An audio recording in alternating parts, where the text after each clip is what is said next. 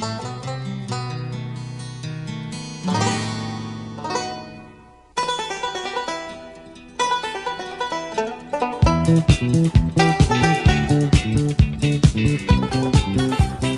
and welcome to another episode of the Cover Zero podcast, the show where I cover the Leafs in the best way possible. I'm your host, Jason Wells. That is it. Season is done. Season is wrapped up, and we got a fantastic game out of it. One of the better Super Bowls. I mean, last year's was obviously fantastic, but we got another very, very good one. And I'll be the first to say it. I bet on Brock Purdy instead of Patrick Mahomes. Now, obviously, a lot to talk about in this game, a lot to talk about the season for the Chiefs, season for the Niners. Because obviously, Pat Mahomes was not the main reason this team won. That Chiefs defense was incredible. And again, we will get into all of that right now, but after watching that game, seeing Mahomes win his third Super Bowl back-to-back now, I couldn't help but feel a little sad. A little sad for the fact that the season is done. We now have to wait until September to get NFL back in our lives, to get Scott Hansen saying 7 hours of commercial-free football. No, but I was sad because it is so damn tough to win in the AFC, especially right now. Just look at all of these quarterbacks that are here. So we got Mahomes, our generation's Brady, some generation's Montana. He's that type of guy right now, but we got Mahomes. There's the two-time MVP Lamar Jackson, Josh Allen, Joe Burrow, CJ Stroud now. Obviously still some debate over Trevor Lawrence or guys like Tua. Anthony Richardson's hanging around. It's tough. Justin Herbert, obviously, that wasn't actually a shot at Justin Herbert. He was just one of the last QBs that came to my mind. Would you look at that? But yeah, it's tough to win in the AFC, and it sucks. We get rid of Brady, and here comes Mahomes to just kind of take that torch and being like, hey, it's my turn to run the AFC, and I'm going to do it until I'm done. Either way, this episode, obviously going to be recapping everything Super Bowl, lots and lots to talk about, and obviously start off with the NFL Weekly Update. But before I do that, because I just remembered, this is officially my 100th episode of doing this show.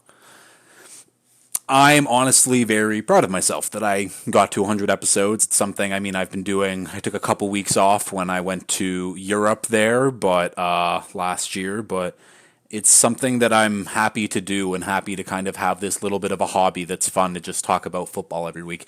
Even though, there's not that many people listening, I do appreciate each and every one of you who listens. Even you, Chew, I know that you hate listen a lot of the time, but I appreciate it nonetheless. Yeah, I'm happy, and I'm going to keep doing this. I really enjoy doing this, and this is something that, it's a new skill. I do video editing, I do some little graphics here and there. It's fun for me. So 100 episodes, here's to 100 more. But let's start off with the NFL Weekly Update. Okay, so NFL Weekly Update. Obviously, we got a couple things to cover before we get over to all the Super Bowl news. Starting off with NFL awards, it was official. We had CMC Offensive Player of the Year, Myles Garrett Defensive Player of the Year, CJ Stroud Rookie of the Year, in kind of a convincing fashion over Puka. I was shocked that it was that much of a blowout. I thought Puka would at least get a couple more first place votes, but is what it is. Will Anderson Defensive Player of the Year, and Lamar, obviously the MVP. And some people are kind of upset about Lamar, so he was one vote away from a unanimous MVP, something that doesn't happen very often, and obviously it's something, and one person voted for Josh Allen. But honestly, Lamar didn't deserve a unanimous MVP. Was he the MVP of this season? Of course. But if you compare, and Cam Keegan and I talked about it on the last episode, where if you compare Lamar's 2019 MVP season to this one, it looks like he's had a regression to some level. Obviously, he's still very good, just didn't need to do as much this year as he did for that other Ravens team, but this wasn't a knock in the park, slam dunk, oh, he's the only real MVP choice. There's a lot of good candidates out there. But yeah, Lamar, let's just put that to bed. Lamar did not deserve a unanimous vote at MVP. And the award that we didn't really talk about last episode, we glossed over it because, of course, Damar Hamlin was going to win. Of course, he was going to win the comeback player of the year. No, he did not. Joe Flacco ended up doing it. Joe Flacco, in his 5 games in the season, come back from being old, being ass, being off the couch. And not a knock to Joe Flacco. Joe Flacco played really well. He obviously brought the Browns to the playoffs, and great job, Joe. But wild, I mean, because the voting were like, DeMar did get the most first place votes, but Joe Flacco got enough first place votes and then and like all of the second place votes basically to win the award. He just had more total points in that scoring system that the NFL does. And wild that the guy who died on the field lost to Joe Flacco in his 5 games for being ass. Now, I was definitely on the DeMar shouldn't win the award if he doesn't play, but I didn't think that there was a possibility of that even happen. I just thought it was like, oh, okay, he's going to win the award, but like he shouldn't. But crazy that Joe Flacco does end up winning it. Good for Joe, I guess, but we'll keep going here. The NFL Hall of Fame was also announced. The 5 nominees that got in from the current, not the senior nominees, but we had Patrick Willis, we had Julius Peppers, we had Andre Johnson, we had not DeMarcus Ware, Dwight Freeney, and we had Devin Hester. Obviously, all of these guys very, very deserving. I was shocked that I think Julius Peppers first ballot, Andre Johnson first ballot. I don't believe Dwight Freeney was first ballot. Someone I actually met who I might have to find that picture, throw that up on the wall sometime. But and Patrick Willis also, not first ballot, but definitely deserving. Thought he was going to have to wait a little bit longer because he played less than a decade. But I think Devin Hester in his 3rd year of being eligible makes it. I'm honestly a little shocked. Now, Devin Hester absolutely deserves to be in the Hall of Fame. He is the best to ever be a kick returner in the league. Punts and kickoffs. He was a weapon. Now, it also took 30 plus years for the first punter to make it into the Hall of Fame. He was basically like, I think after he made it into the Hall of Fame, he died like 4 years later. I thought Devin Hester was going to have to wait at least 10 plus years to get in. I guess that's kind of showing like the modern voter and everyone being like, no, Devin Hester has to get in. He should have had to wait. There are still guys like Reggie Wayne, like Torrey Holt. Hines Ward wasn't even a finalist this year. Like, I get that Hester was like the kickoff returner, but he didn't do anything else. Like, he was a special teamer. Again, special teams, 1/3 of the game, kind of. But I just thought that there would be more of a wait for him. He's obviously deserving to be in the Hall, but getting in on what I think is his 3rd opportunity is still a little wild to me. But nonetheless, congrats to all of those guys. Very good class. And again, it's weird seeing guys who I grew up watching now being inducted into the Hall of Fame, and now I can actually have a real opinion on how I found these guys playing. So, we'll keep going here. The Cowboys have found their new defensive coordinator, and it is Mike Zimmer. Mike Zimmer was with the Cowboys from 94 to, I think, 06. Then he was the Vikings head coach for a long time. And again, one of the better defensive minds, but he is old, and he just seemed fed up when he was in Minnesota those last few years. Very good mind, very good defensive mind, but again, I don't think that this is a hire that he's a dinosaur. He's one of the guys, he's going to come in, he's going to do it his way, and that sometimes rubs players the wrong way, especially we are in a very player-first league right now, which isn't always the best thing, but it is what it is, and you kind of have to play by those rules now. Dan Quinn is definitely a player's guy. His players liked and respected him. Mike Zimmer, I think that people will respect him, but they might not like him. I think it's kind of like a Fangio situation with Miami last year. Very good defensive mind, great defensive mind, but there's a difference between like and respect, and sometimes that rubs players the wrong way, and we'll see, because this is a Dallas defense that has a lot of personalities on it right now, and like to play their kind of style. So we'll see how it works. I think it's all coming to an end. I mean, this time next year, I think we're going to talk about Mike McCarthy being out, and I think it would be the most Jerry Jones move ever to bring in Bill Belichick to be like, this guy won Super Bowls, he can win me a Super Bowl, and potentially having it work. I don't know. It's all about who Belichick puts on that staff, if we're being honest. But yeah, Mike Zimmer, Cowboys defensive coordinator. We have some contract news. Tua Tagovailoa is currently seeking highest paid QB money in the league per his camp, per, I think, Ian Rappaport kind of confirmed it. I get it. Obviously, statistically wise, over the last 2 years, he has proved that he can play at a top 10 level for a quarterback. And it's all there statistically. But there's more to football than just stats. That's why we play the games. And in big moments down the stretch, Tua hasn't really been there, whether it be through injury or just not being great. Now, again, a lot of injuries happened on both sides of the ball for the Dolphins, and I do think a fully healthy Dolphins team would have been contending in these playoffs this year. It just didn't happen. And I still, in the belief that Tua can be a top 10 quarterback. It's just right now when I don't even consider him. He's not in my top 10 quarterbacks right now. It's a little wild to be like, yeah, let's give him that amount of money. Obviously, the cap goes up every single year, and who knows how long the deal is, but by the end of the deal, he won't even be top 5 in QB money. So that's one way to look at it, but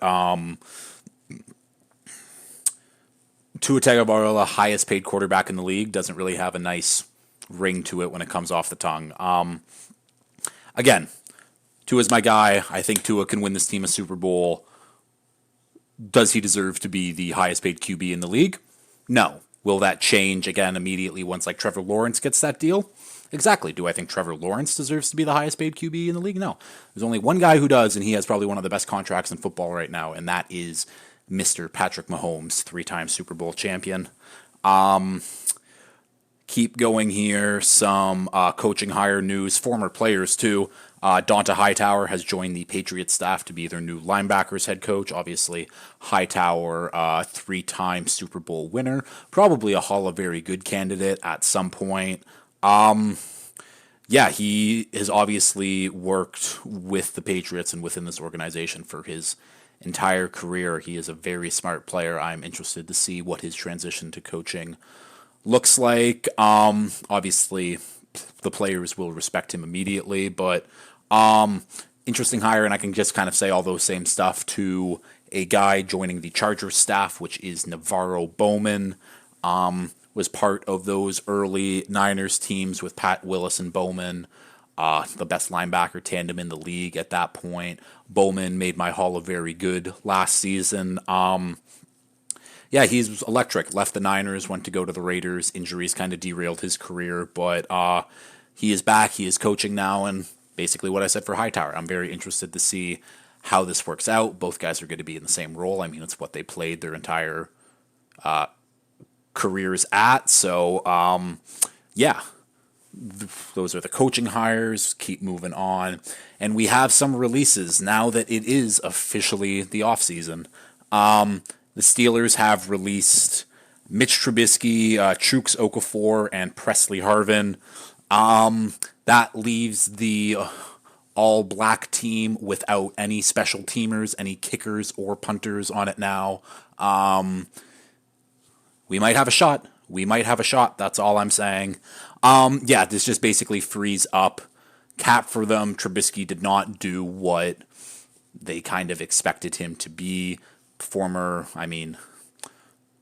QB selected in that 2017 draft behind 3-time Super Bowl champion Pat Mahomes. Way to go Bears. But, yep, those guys were released, and we have a signing, actually. Matthew Betts out of the CFL, former BC Lion, has signed with the Detroit Lions in the NFL. So a Laval product out of Montreal. Betts was the reigning CFL Defensive Player of the Year this year, had 18 and a half sacks. Sounds a lot like Cameron Wake, if you ask me. Yeah, he was on the Bears practice squad in 2019, went to the Elks, and had this big season with the Lions, and now he is back in the NFL. He is 28 years old, so obviously he's kind of in his prime athletically right now, but hey, it's a guy in the CFL who put up very good numbers, and he's probably making vet minimum right now. It's way more than he'd make in the CFL, but good for him. I think a smart move by the Lions, because like you could have found, like he could be a very good rotational pass rusher in the league. So big ups for the Lions, but also a big loss for the Lions. Okay, that'll do it for the NFL Weekly Update. Let's get over to this Super Bowl 58 recap. Chiefs 25, 49ers 22. Game went to overtime. And I don't know, I won't start off with, I'm just going to go team by team. I think it's easier that way. We can talk about some of the mistakes kind of from both sides and who stepped up. So let's obviously start with the winner, start with the Chiefs. Incredible. And I've already mentioned Pat Mahomes, 3-time Super Bowl champion, multiple times throughout this episode, but I'm not starting with Pat Mahomes in this one. He does not deserve the credit for the Super Bowl. It is the defense. It is the one of the best defenses all time if you look at it. I forget. It was the Chiefs have, surprisingly, one of the stats I didn't write down, but I think the Chiefs now, because of the 17-game schedule, have 20 games of holding teams under 25 points, and that's the most all time. It's one more than team like I think it was like the 1923, whoever the fuck, and the 2000 Ravens defense, who is obviously noted as one of the best defenses of all time. But yeah, the Chiefs defense forced the number 2, 3, 4, and 6 offenses, who combined score 28 3-points per game. Oh, I ended up getting rid of that stat. Damn it, this is not a great start. But yeah, held those offenses, who combined averaged 28.3 points a game, to I think it was something like 15.6 or 15.3. Steve Spagnuolo, like, you deserve your flowers. Now a 4-time Super Bowl winner as a coordinator. He was part of that 2007 Giants staff. Now his 3 Super Bowls with the Chiefs, and he did a fantastic job. Through his zero blitzing, he used a lot of cover zero. Shout out to the pod. Used a lot of cover zero, blitzed well, disguised his blitzes well. Chris Jones was an absolute animal all night. It didn't really show up much on the stat sheet, but that's exactly the reason why Myles Garrett won his Defensive Player of the Year award, because it doesn't show up in the stat sheet, but Chris Jones had his hands on Brock Purdy so many times, forced him to throw the ball away, forced him to be inaccurate. Huge difference maker. All-pro Trent McDuffie. A couple key blocks. He was on Debo. He was on Kittle. He was clamps all night. L'Jarius Sneed did his thing. Another Chiefs defensive line, Mike Pennell, he was also very good. Basically, the interior offensive line of the Niners, they crumbled to this Chiefs defensive lines and the pressures they were bringing, and it was too much. It was simply too much. But yes, this Chiefs defense does deserve the credit in this one for this season, for this run that they went on. It was fantastic. So shout out to the Chiefs defense. Had to talk about you first, but now I guess let's just talk about the Chiefs offense. And Pat Mahomes is now, he's on pace. People hate using on pace for anything, but right now Pat Mahomes is a top 3 quarterback all time. I personally have him number 2. but he is, again, I said at the top of the show, he's our generation's Tom Brady. He's like my dad's, our parents' generation's Joe Montana. He is special, and it is incredible to see what he has done in his first 6 years in the league so far. And he's probably got another. He's 28 right now. You would think he's got another 7 very good, very elite years under him until some of that mobility maybe starts to go. But he is still a very good passer of the football. But for him to achieve that potential all-time greatness, he's going to have to play for a long-ass time, and he's going to have to take care of his body and know that, okay, I can't scramble anymore.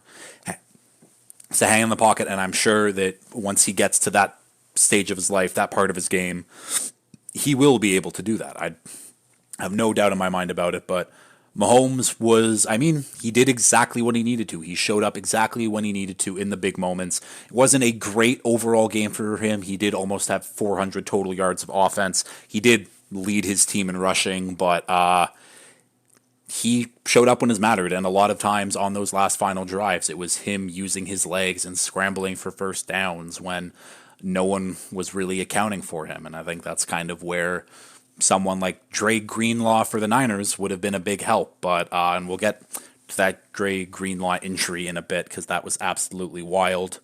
And it was fantastic. Like, I guess just back to Mahomes, and he was dealing with low snaps from one of the best centers in Creed Humphrey all night, and it's not something that I normally notice when I watch Chiefs games, but Mahomes gets the low snap and was able to make plays kind of off short vision. What am I trying to say here? He got the low snap and he was able to read the defenses correctly, basically, in order to make the play. And even in crunch time, MVS caught a ball, would have been a second and short, and he decided to run 7 yards backwards for whatever reason. And then, yeah, they still managed to get that first down because he showed up when it mattered. Did he have a fantastic game through and through? He did not. But being clutch and showing up when it matters counts, and that's exactly what he did, and that's why he was the Super Bowl MVP.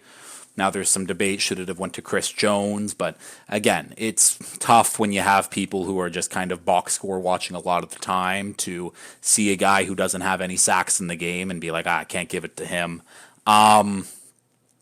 But yeah, to me, I mean, if I'm comparing Pat Mahomes right now to some all-time greats, he is Aaron Rodgers. I think in terms of talent, Aaron Rodgers is one of the best to do it. Obviously, he's just one of the best of all time, but the sidearm throws, the off-platform throws, and while still maintaining that accuracy is incredible, and that's something that Rodgers and Mahomes have in common. The difference is Mahomes has that clutch gene like Brady has, I'll still say has. I won't say had because Brady's always going to have that clutch gene, regardless if he's retired or not now. But, like, yeah, Pat Mahomes is Aaron Rodgers if Rodgers had success in the playoff level and winning Super Bowls, which is a wild thing to say. But, again, Pat Mahomes, not my GOAT. I put out my list of things that need to accomplish for me to even consider him to be the GOAT, but he's top 3 all time right now, and you can debate a wall if you don't think so. Couple other thing with the Chiefs. We got to talk about their wide receivers 2, 3, 4. They showed up in this one, and what Cam and Keegan and I talked about on Friday's episode was someone else on this Chiefs team outside of Rice, Kelsey, Pacheco need to show up, need to help out, and all 3 of them did in the big spots. Now, MVS did have that really bonehead run-back play, but he showed up. He scored a touchdown. But Hardman, MVS, Watson, they combined for 131 yards and 2 TDs, and that's huge. And that is the difference maker in this game is these weapons did show up because a lot of the times Again, we're talking about the Chiefs having a down year during the season. If of some of those receivers that they had, I mean, Kadarius Toney didn't even play; he was a healthy scratch. But if those receivers, including Toney, weren't so ass during the season, the Chiefs probably would have been 14-3. No one would have batted an eye. They would have been the 1 seed, and all of this would have just been on par for what they did. But it took the playoffs for these guys to show up, and they did. And those 3 guys are the reason the Chiefs won the game. Aside from the defense, obviously, Marquez Valdes-Scantling, Mecole Hardman, Justin Watson are the reason this Chiefs offense was able to move the ball down the field.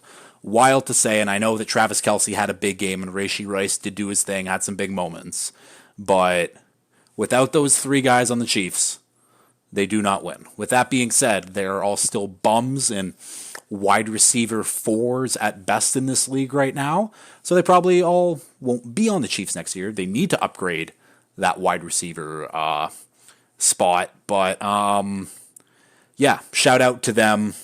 Those 3 guys had more yards than Debo, Ayuk, and Kittle in the game, and that is big. That is very, very big. Anything else from the Chiefs? One more thing about the Chiefs here. Harrison Butker, one of the best kickers in football, definitely right now, but he deserves a shout out because he was also magnificent in this one. But his season, though, 45 of 46, 95.7%, was 15 of 15 from 40 plus, 7 of 7 from 50 plus, 46 of 46 on extra points. He had 2 50 plus field goals in the Super Bowl, including the longest field goal in Super Bowl history. That was 57 yards. Yeah, another probably deserved MVP candidate is Harrison Butker. He came up clutch. I mean, 2 50-plus yard field goals is fantastic, but at the end of the day, winning the Super Bowl is a team thing. I know that a lot of people conflate it with quarterbacks and greatness, and obviously, yeah, the greats do win more Super Bowls than the others. That's why I don't think that Pat Mahomes needs 8 Super Bowls to pass Brady's greatness. He just needs enough of them, plus of all the other accolades. But again, I still think it's not going to happen. It's a long ways away, lots of careers left, and we'll get to talk about that probably every season until the rest of the time now. So, woo. Yeah, I think that's left for. Actually, obviously, Kelce, big game, came up big, went on the stage. You have your right to party. Awesome. He's a big meathead. We all love him. And him and Taylor had his moment. It was very nice, but it was the videos after of Taylor Swift, Travis Kelce being all cute, and then Jason Kelce walking behind him in a Chiefs luchador mask with his Chiefs overalls on, just almost stumbling into a bush. He had a fun time. He is very happy for his brother. I'll be interested to see what the both of them do for this offseason, because both have contemplated retirement, but we don't officially know yet. And obviously Travis Kelce, I mean, his playoff run is just incredible. The Chiefs are one of those teams where as long as they make the playoffs and they have Pat Mahomes and Kelce is still there and Andy Reid is still there, they will be a very, very good team regardless. I mean, even if they change coaches and Travis Kelce leaves, I'm sure that Pat Mahomes will find a way, but that is a topic for when that eventually happens. Until then, let's move on to the 49ers at this point. Nick Bosa is officially 0-2 during Black History Month. He was very disappointed after the game for that reason and that reason alone. But this Niners team, did they blow it? Not really. Did a lot of things not go in their way? Yes, but that is the Chiefs and the Mahomes voodoo, like the Pats and the Brady voodoo. They made a deal with the devil, and we all just have to live with it right now. Yeah, Kyle Shanahan has now blown a 10-plus lead in all 3 Super Bowls that he has coached in. And I guess we'll just kind of start off with the Shanahan stuff because that is the big overarching theme of this Super Bowl is Shanahan can't win the big one. He's a choker. I mean, his players didn't even know the OT rules, and we'll get into that stuff because that's a whole other topic about Shanahan. But how old's Kyle Shanahan? I don't even know how old Kyle Shanahan is. Let's just say he's in his mid-40s right now. Realistically, he's probably going to coach in this league for another 20 plus years. He is very good at what he does on the offensive side of the ball. He has been this close, razor thin, to winning multiple Super Bowls right now. But it just hasn't happened. And I saw a post recently where it's like Andy Reid and he went on a 4-year stretch where he went NFC Championship game, NFC Championship game, NFC Championship game, Super Bowl loss. And then it took him until 2019 to win his first Super Bowl.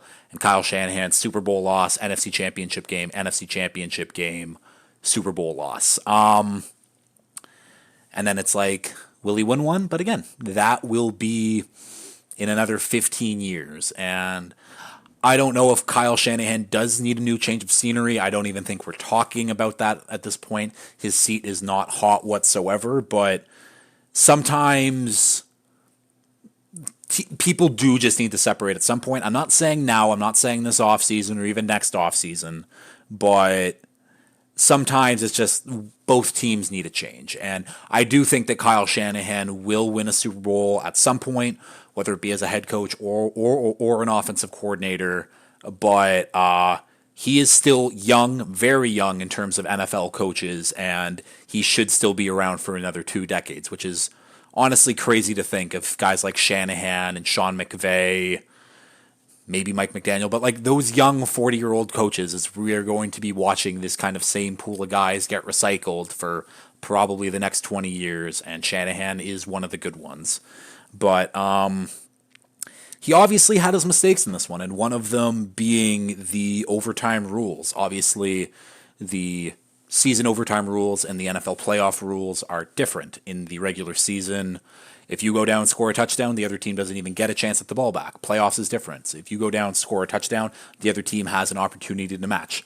So Kyle Shanahan decides to receive the ball because he gets the ball third in a potentially sudden death scenario. Great, but that also sounds like loser talk, playing to lose.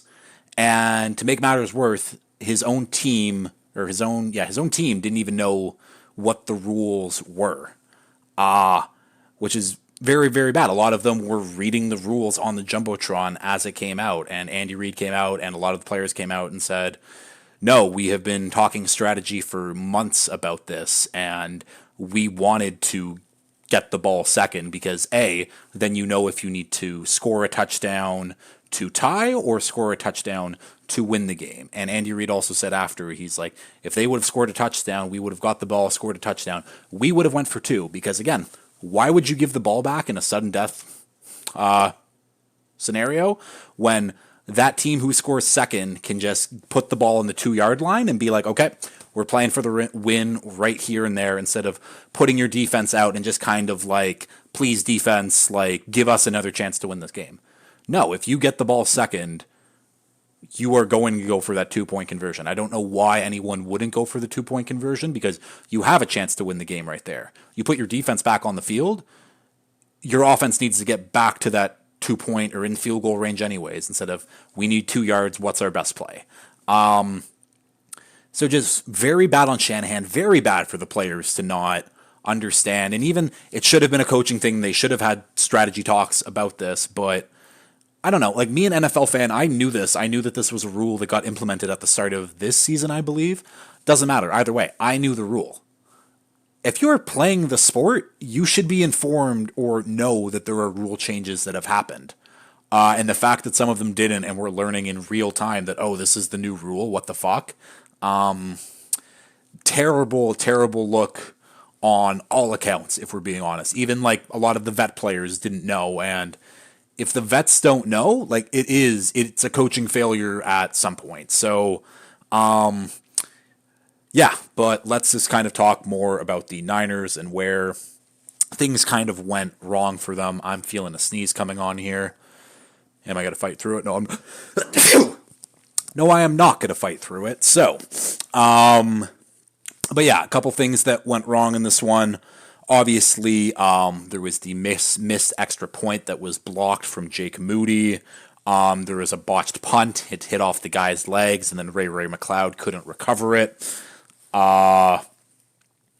Also, kind of a coaching thing. They went 3 straight 3-and-outs. One of those was after a Mahomes interception with lots of momentum. In those 3 straight 3-and-outs to start the second half, CMC 1 carry. Brock Purdy went 2 for 7. Again, it's the Shanahan. It's the coaching in big spots where it's like, what are we doing? And again, big credit to the Chiefs defense again, because CMC had a good game, or he had a very good game, but the Chiefs bottled him up for the most part. Like, he was their only weapon. No one else really mattered. Yeah.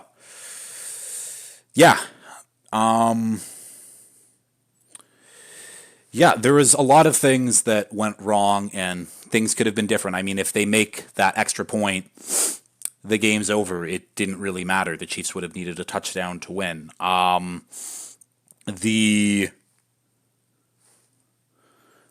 Sorry, getting some texts here, but yeah, and then that. I don't know where I'm kind of going with this, but either way, the Niners just flat out got outplayed. They got outcoached. But they had the game. The game was theirs, and this wasn't a situation like, oh, the Niners lost this game and the Chiefs won it. This was very close. It was close the entire game, and it was a great game to watch. Obviously, the talk about Brock Purdy right now is he can't win the big one. He's not one of the big boys, and he isn't one of the big boys. He isn't one of these generational elite talents in this league. But Brock Purdy is still a very good quarterback, and I think that he has things to learn. He is still very young. But he's a good, solid quarterback, and with a very good team around him, he's able to make a Super Bowl, and maybe with a different game plan or a few different things that happen, they win that game. Unfortunately for him, the Chiefs got that voodoo magic, and it doesn't really matter at the end of the day. I guess a couple things. So obviously, we talked about that Dre Greenlaw injury. I think it was after the muffed punt. No, they wouldn't have been happy about. No, they downed a punt deep into Chiefs territories. Greenlaw is celebrating, and he tears his Achilles out for the game. And that was a very big difference maker. Again, tearing your Achilles, celebrating a really good punt, things that doesn't usually happen in the Super Bowl. And, some would say luck was a part of it. I know. But yeah, so Dre Greenlaw goes out. His replacement, Oren Burks, goes in, and he gave up 9 catches on 9 targets and 1 TD and a passer rating of 134.7 yards. Losing Dre Greenlaw was a big one, a very, very big one. That again, just one of those things that just kind of didn't bounce the Niners' way. But I mean, none of the big dogs really showed up other than CMC for this team. Kittle was run blocking most of the time. I thought that Niners need to get him involved when he has the ball in his hands. He is a monster, and just was not involved. He did get hurt. He was banged up, so maybe that's why. I don't know when he officially got banged up, but a couple guys that do get shout-outs, though.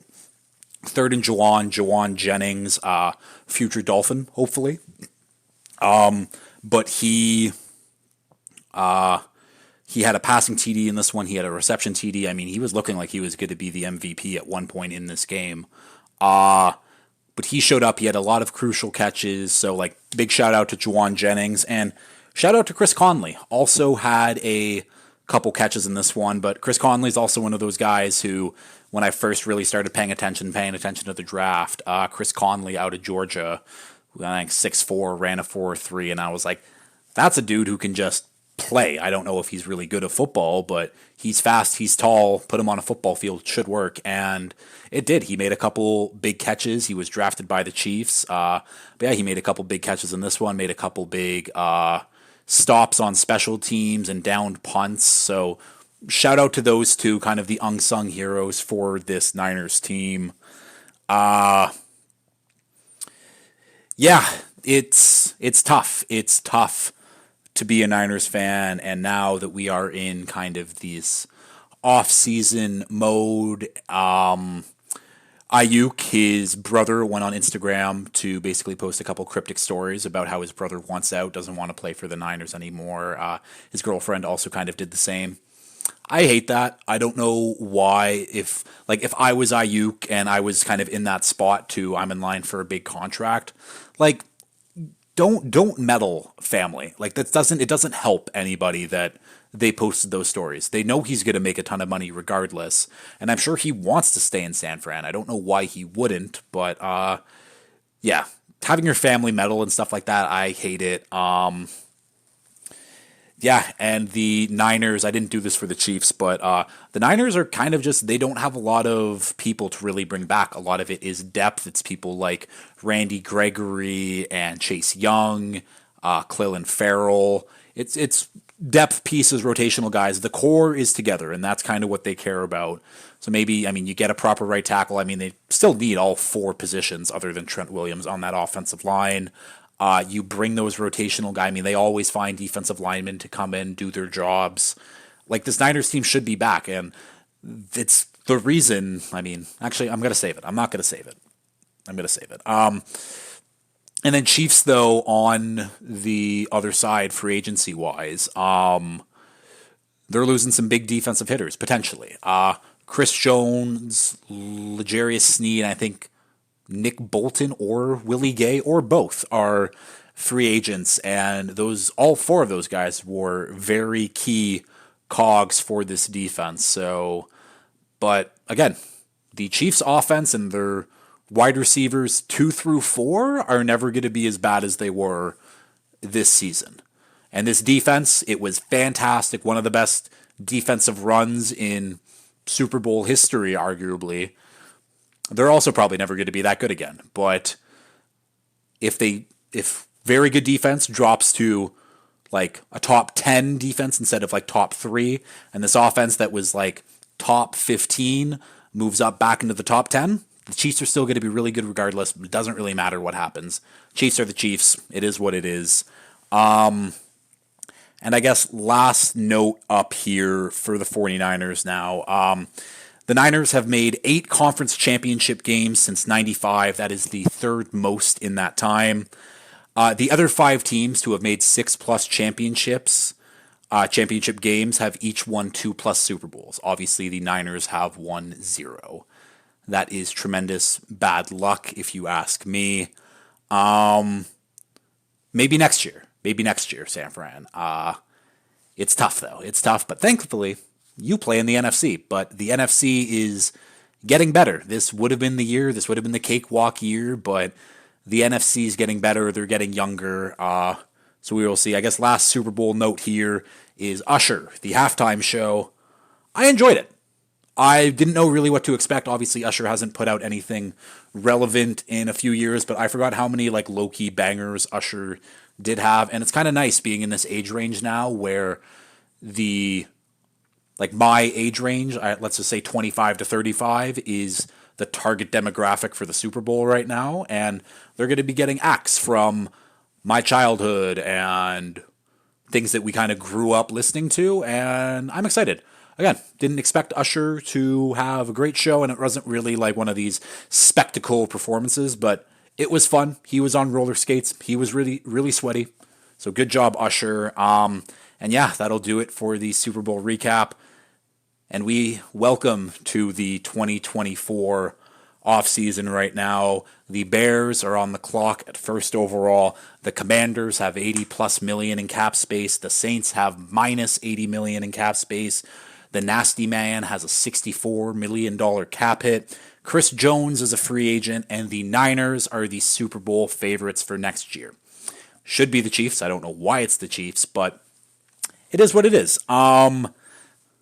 We're here, and yeah, so now obviously without a ton to really talk about off-season wise, I will be going back to one episode a week. Should just be on Wednesdays, but it's going to be one episode a week regardless. This was a great year. This was a great season. I am sad that it's over. I think my next episode, I will be talking about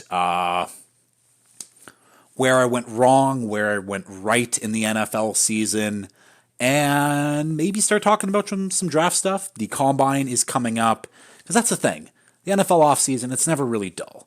We got the Combine, we got the draft, we got free agency, and then we're right in the preseason, and I will be doing some rankings, whether that be quarterback. I got the Hall of Very Good to think about. So we got a lot to talk about this offseason, and I'm very excited. Thank you for sticking around. Thank you for listening this season.